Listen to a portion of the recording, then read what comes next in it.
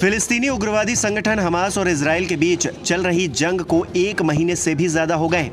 Hamas के हमले के बाद इजराइल आग बनकर गाजा पर बरसा है, लेकिन रिपोर्ट्स बताती हैं कि इजराइल के पास जितना गोला बारूद था उसका स्टॉक अब खत्म हो चला है।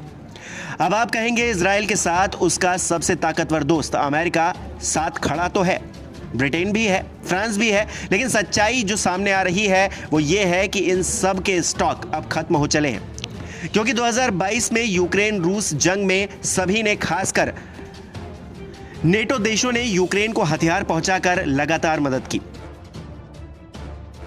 9 अक्टूबर यानी कि सोमवार की सुबह अमेरिका में बाइडेन प्रशासन के सीनियर अधिकारियों ने एक अर्जेंट मीटिंग बुलाई। इजराइल पर हमास के हमले को 48 घंटे भी नहीं बीते थे कि इस मीटिंग ने इजराइल में गोला बारूद की कमी की तरफ ध्यान खींचा। अमेरिका ने एम्यूनिशन की पहली खेप इजराइल पहुंचा दी है। इस जंग का अंजाम पता नहीं, इसलिए ऐसी बहुत सारी मदद भेजनी पड़ सकती है, इस बात पर भी बात हुई। जनवरी 2023 जब अमेरिका ने इजराइल स्थित अपने हथियारों के खजाने से 150 mm के करीब 3 लाख तोप के गोले यूक्रेन भेजने का फैसला किया, इससे भी कुछ महीने पहले यानी कि 2022 में अमेरिका ने इजरायली खजाने से 10 लाख ईरानी तोप के गोले यूक्रेन को भेजे थे। उन्हें अमेरिका ने जब्त किया था।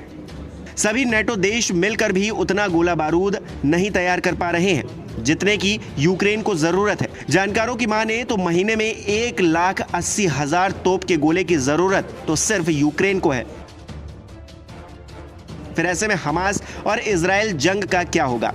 तोप के गोलों की कमी की बात पर अमेरिका ने सितंबर में कहा था कि तोपों के गोले बनाने की क्षमता को तेजी से बढ़ाया जा रहा है। अमेरिका का लक्ष्य 2025 तक हर महीने 1 लाख तोप के गोले बनाने का है। साफ है कि यूक्रेन हर महीने जितने गोले दाग रहा है उससे 80,000 कम गोले का उत्पादन अमेरिका कर रहा है। हमास इजराइल जंग के बीच अगर अमेरिका गोला बारूद की सप्लाई यूक्रेन को जारी रखता है तो इससे इजराइल की सेना के लिए परेशानी बढ़ सकती है। इसकी वजह यह है कि इजराइल गोला बारूद के लिए पूरी तरह से अमेरिका पर निर्भर है। 1973 में हुई अरब इजराइल जंग के बाद अमेरिका ने इजराइल में हथियार और गोला बारूद रखने के लिए बड़े बड़े गोदाम बनवाए। 1980 में दोनों देशों के बीच एक समझौता हुआ। इसके जरिए पेंटागन को इजराइल में हथियार रखने के लिए कानूनी वैधता मिल गई।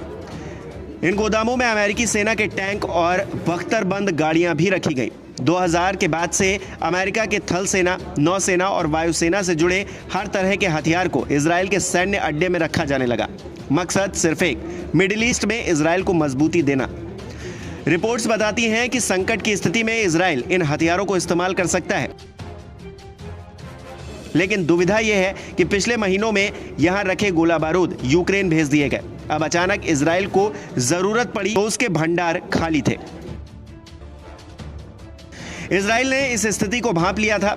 उसने इसी साल अगस्त में अल्बिट सिस्टम नाम की कंपनी को 155 mm के 10 लाख गोले का ऑर्डर दिया था। इसके अलावा सरकार ने M107A3 तोप के गोले को खरीदने का फैसला किया। हालांकि इन सभी ऑर्डर्स की सप्लाई 2024 से पहले होना मुश्किल है।